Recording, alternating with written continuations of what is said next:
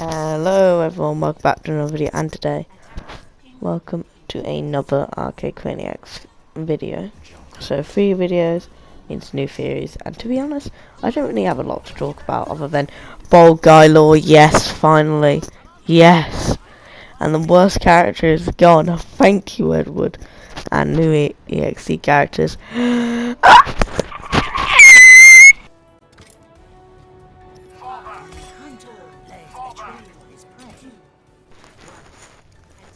This episode marks Boyfriend's latest canon appearance, introduces Girlfriend.exe, and confirms how Edward can escape being a character.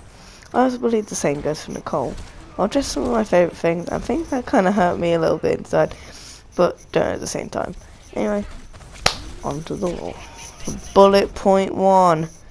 All the segments in this theory are bullet points. Edward can remember certain events from both the Elmo's McDonald video and BTS movie episode, which BTS I understand because movie room, but I'm not sure on Elmo's Happy Meal because he can just remember, maybe he can just remember some of the weird foods he's had because he's in the kitchen and he's thinking about weird food. Bullet point 2. So at 10:59 we get our first glimpse of Imposter in literally forever. Last video I remember is the drone video. Now, I'm sure it's just that Edward wishing Imposter was here, but also notice that he peeks from behind Nicole. I think Imposter has travelled through dimensions and has appeared behind Nicole, either to check on Edward or subtly say to him, I know what she's really done.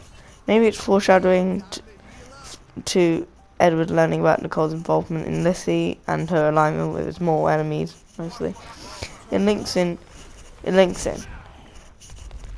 into my theory. On to bullet point 3. So it's 16:10. Boyfriend supposedly drops off a boyfriend doll and the Friday Night Funkin' potion. We know the reason why it's called that. It's not directly about boyfriend. When used on a girl, they become girlfriend. I have a theory on the doll too. It's basically the same as Jungkook's doll. There are a lot of parallels. I've seen this in the BTS movie. Is boyfriend part of the revolution? What? Bullet point 4. Nicole uses the first actual mention of the word demonic, saying the potion is demonic. Works with the EXE's demonic code. You get the gist by now. Bullet point 5. Edward, after taking the potion, once again becomes invulnerable, letting his guts spill, saying that Nicole planted that potion. At this point in the story, Edward has become sus of Nicole and has begun to believe she at some point has begun to believe she works or has worked with the EXEs at some point.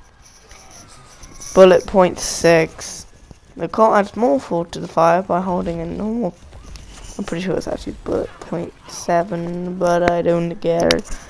Nope, bullet point 7. Nicole adds more fuel to the fire by holding a normal conversation with her boyfriend, even saying, not this guy again.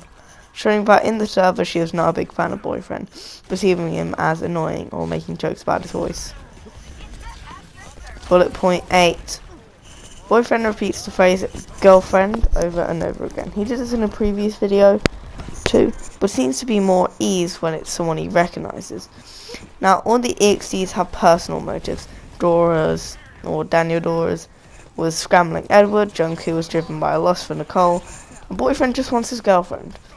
Now, when the EXEs complete the personal mission, they return. But Imposter or Chucky can see all and punish them by not letting them out on missions, either sending out new characters or waiting for a couple months to trust them again.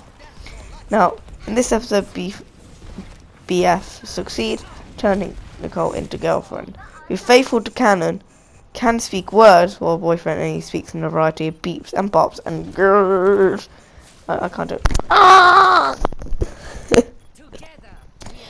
Bullet point 9. We get confirmation of how Edward escapes being cooked by an EXE soul. It's in fact medicine, probably provided by Bald Guy. So that's how he avoids being a cooked character forever. And the reason Nicole doesn't take them is because he's the one who drinks the potion normally. But I'm sure Bald Guy is always prepared. On to nitpicks and praises. Yay! One of my nitpicks is that it doesn't follow on from last episode. But it makes sense as Nicole has been kidnapped by Freddy lots of times. And it wouldn't make sense anyway because thankfully Dorito's reaction is gone. Woo! Also, since I'm a cat person and he owns a cat that's called Finn, I love him even more than I already do. Anyway, on to the next section. Shadow the Hedgehog Potion.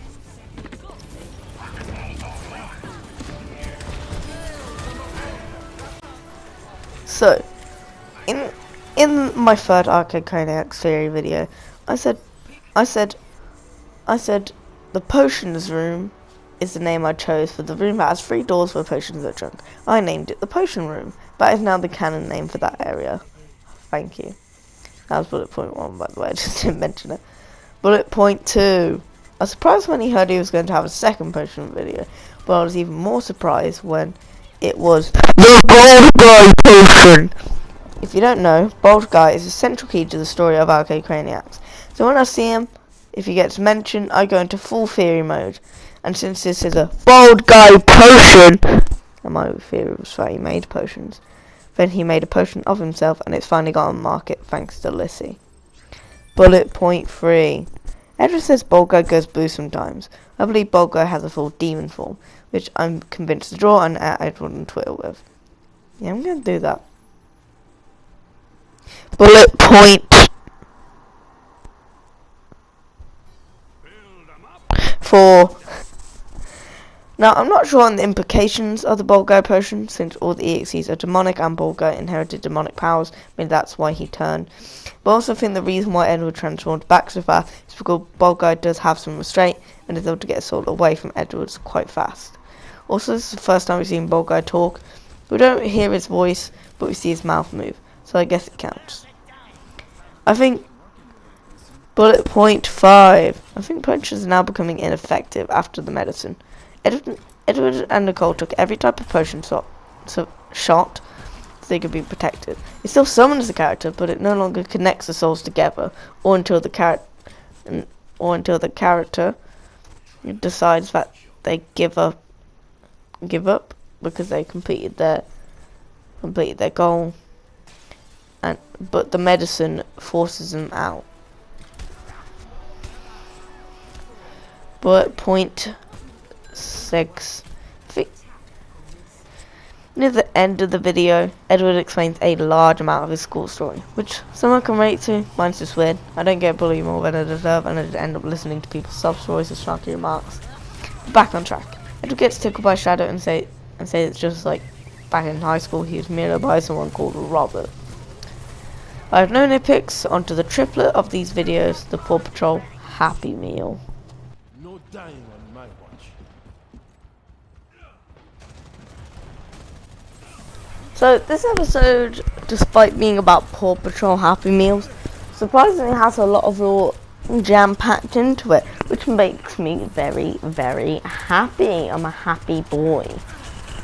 So one thing I noticed right away was that the male voice changed into a female voice extremely quickly. As you can tell from previous parts or previous videos, I believe in the theory that Lissy Noel is working with the EXEs. I believe she takes over and becomes the new voice. But you might be like, but James, we saw her, the actual driver woman in the window. And I reply with, it was a wig.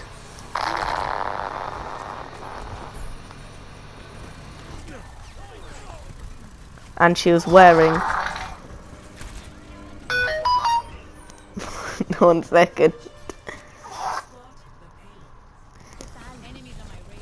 She was wearing glasses and a mask to hide her face.